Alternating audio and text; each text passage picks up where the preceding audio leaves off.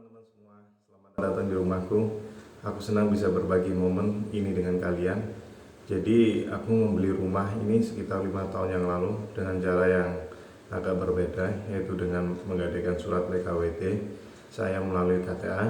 Dan sekarang setelah 5 tahun kami ingin merenovasi rumah meskipun belum terlaksana. Semoga tahun ini kami bisa merenovasi rumah dengan gaya yang keren dan tetap nyaman ya. Tapi kali ini kita tidak akan membahas itu. Hari ini aku akan membahas sesuatu yang lebih serius, yaitu mekanisme transaksi KPR. Aku merasa video ini akan sangat bermanfaat bagi kalian semua. Tapi sebelum kalian menonton video ini lebih lanjut, aku ingin memberitahu kalian agar tidak sia-sia, supaya kalian tidak menonton sesuatu yang sebenarnya tidak kalian butuhkan. Di video kali ini, aku akan membahas pro dan kontra KPR, plus dan minusnya, harga properti, pasar properti, dan pertanyaan besar, apakah kita seharusnya mengambil KPR atau tidak. Karena sudah banyak yang membahas hal-hal seperti itu di YouTube dengan ribuan pakar dengan pendapat, opini, dan pandangan yang berbeda-beda. Video ini lebih tersegmentasi dan spesifik, terutama untuk kalian yang sudah menetapkan niat dan keinginan untuk membeli rumah dengan cara KPR. Jadi video ini tidak boleh kalian lewatkan sama sekali. Segala informasi yang akan kita bahas di sini sangat relevan dan sangat penting bagi kalian yang sedang mempertimbangkan langkah ini dalam perjalanan hidup kalian. Ayo, mari kita jelajahi bersama-sama.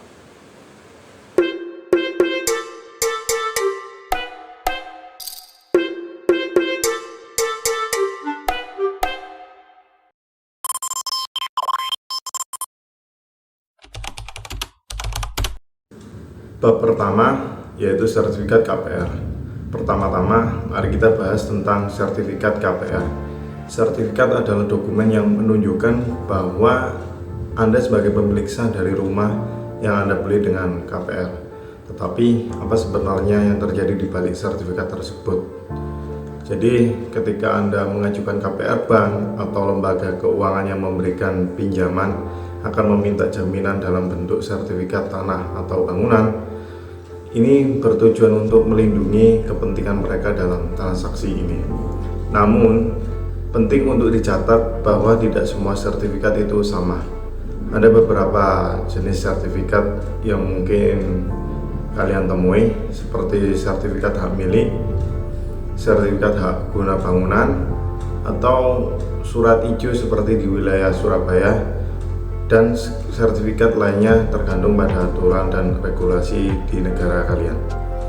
Setiap jenis sertifikat memiliki karakteristik dan implikasi hukum yang berbeda.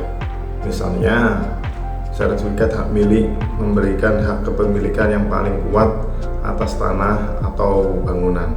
Sementara sertifikat hak guna bangunan memberikan hak penggunaan atas tanah yang dimiliki oleh pemerintah. Oleh karena itu, penting untuk memahami jenis sertifikat yang Anda miliki dan apa implikasinya dalam jangka panjang. Selain itu, proses perolehan sertifikat juga dapat melibatkan berbagai tahapan dan biaya, seperti biaya administrasi, biaya notaris, dan biaya balik nama sertifikat. Ini semua perlu dipertimbangkan dalam perencanaan keuangan Anda saat memutuskan untuk mengajukan KPR. Jadi sertifikat KPR bukan hanya sekedar dokumen, tetapi juga mewakili hak dan tanggung jawab Anda sebagai pemilik rumah. Dengan memahami proses perolehan dan implikasi dari sertifikat ini, Anda dapat mengajukan kepemilikan rumah Anda dengan lebih baik dan menghindari masalah di kemudian harinya.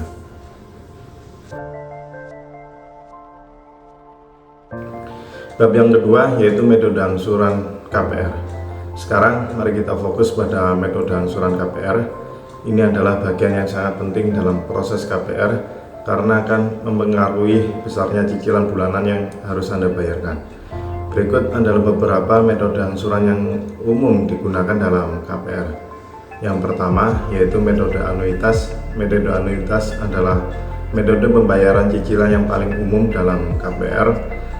Dalam metode ini, jumlah cicilan bulanan tetap sepanjang masa pinjaman.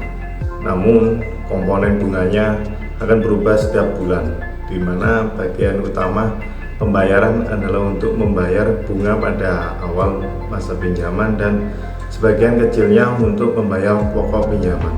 Seiring berjalannya waktu, proporsi pembayaran bunga akan berkurang, sementara proporsi pembayaran pokok akan meningkat. Yang kedua yaitu metode efektif. Metode efektif juga dikenal sebagai metode flat atau tetap. Adalah metode di mana cicilan bulanan Anda tetap selama masa pinjaman. Bedanya dengan metode anuitas adalah bahwa cicilan bulanan Anda terdiri dari jumlah yang sama untuk pembayaran pokok pinjaman dan bunga. Seiring berjalannya waktu, proporsi pembayaran pokok akan tetap sama, sementara proporsi pembayaran bunga akan berkurang. Yang ketiga yaitu metode berjangka.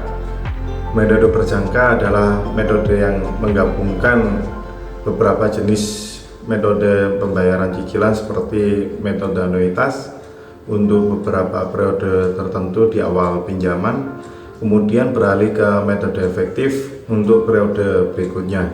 Ini memberikan fleksibilitas dalam pembayaran cicilan, terutama bagi mereka yang mungkin mengalami perubahan di masa mendatang. Pilihan metode angsuran ini akan sangat mempengaruhi besarnya cicilan bulanan Anda dan total bunga yang harus Anda bayarkan selama masa pinjaman. Oleh karena itu, penting untuk memahami masing-masing metode dan mempertimbangkan situasi keuangan Anda sebelum memutuskan mana yang paling cocok untuk Anda.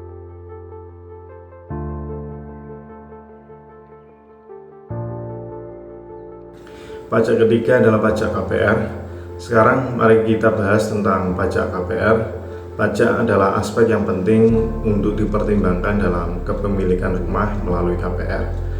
Pajak KPR dapat terdiri dari beberapa komponen, termasuk pajak properti. Ini adalah pajak yang dikenakan oleh pemerintah daerah atas kepemilikan properti Anda. Besaran pajak properti biasanya ditentukan berdasarkan nilai properti dan tarif pajak yang berlaku di daerah Anda. Pajak properti ini harus dibayarkan setiap tahun dan merupakan salah satu kewajiban finansial yang harus Anda pertimbangkan saat memiliki rumah. Lalu, pajak pertambahan nilai. PPN juga dapat berlaku untuk transaksi jual beli rumah, terutama jika rumah tersebut baru atau belum pernah dihuni sebelumnya. Tarif PPN biasanya ditetapkan oleh pemerintah pusat dan akan ditambahkan ke harga rumah saat pembelian. Ini juga merupakan biaya yang perlu Anda pertimbangkan dalam perencanaan keuangan Anda. Kemudian yaitu pajak penjualan atas barang mewah atau yang disingkat PPNBM, berlaku untuk pembelian rumah mewah atau properti dengan harga tinggi. Tarif pajak ini juga ditetapkan oleh pemerintah pusat dan akan ditambahkan ke harga properti saat pembelian. Ini menjadi pertimbangan penting jika Anda membeli rumah dengan harga yang tinggi. Kemudian teman-teman, yaitu pajak-pajak ini akan berkontribusi pada total biaya kepemilikan rumah Anda dan dapat memiliki dampak signifikan pada keputusan keuangan Anda. Oleh karena itu, penting untuk memahami jenis-jenis pajak yang berlaku dan memperhitungkan biaya tersebut dalam perencanaan keuangan Anda saat mempertimbangkan KPR.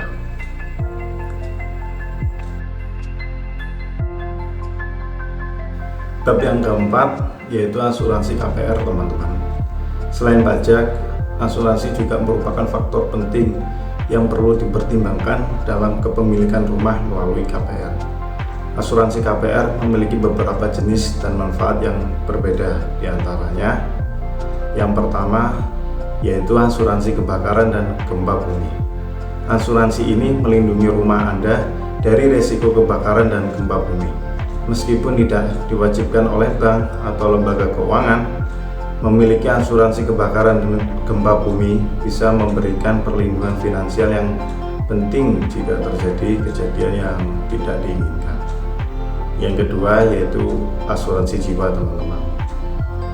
Asuransi jiwa merupakan asuransi yang memberikan perlindungan finansial kepada keluarga Anda jika terjadi sesuatu pada Anda sebagai pencari nafkah utama dalam konteks KPR. Asuransi jiwa seringkali diperlukan oleh bank atau lembaga keuangan sebagai syarat untuk memberikan pinjaman. Hal ini bertujuan untuk memastikan bahwa cicilan KPR tetap dapat dibayar jika terjadi sesuatu pada Anda. Yang ketiga yaitu asuransi kecelakaan, teman-teman. Asuransi kecelakaan memberikan perlindungan finansial jika Anda mengalami kecelakaan yang mengakibatkan cedera atau kematian. Asuransi ini dapat membantu melunasi sisa hutang KPR jika Anda tidak lagi dapat bekerja keras karena cedera yang parah. Yang keempat yaitu asuransi pinjaman kredit atau yang biasa disingkat dengan APK. Asuransi ini melindungi bank atau lembaga keuangan yang memberikan pinjaman KPR dari risiko gagal bayar oleh peminjam. Jika Anda tidak dapat memenuhi kewajiban pembayaran cicilan KPR, APK akan menutupi kerugian tersebut sehingga bank atau lembaga keuangan tetap mendapatkan pembayaran.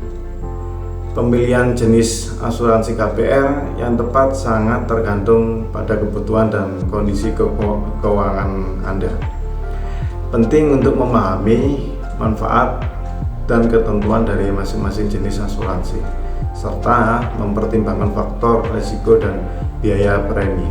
Dengan memiliki perlindungan asuransi yang tepat, Anda dapat mengurangi risiko finansial yang terkait dengan kepemilikan rumah melalui KPR.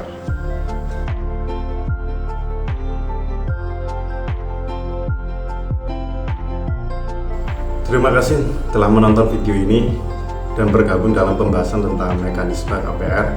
Semoga informasi yang telah disampaikan dapat memberikan pemahaman yang lebih baik tentang proses KPR dan membantu kalian dalam mengambil keputusan keuangan yang tepat. Sampai jumpa di next video. See ya.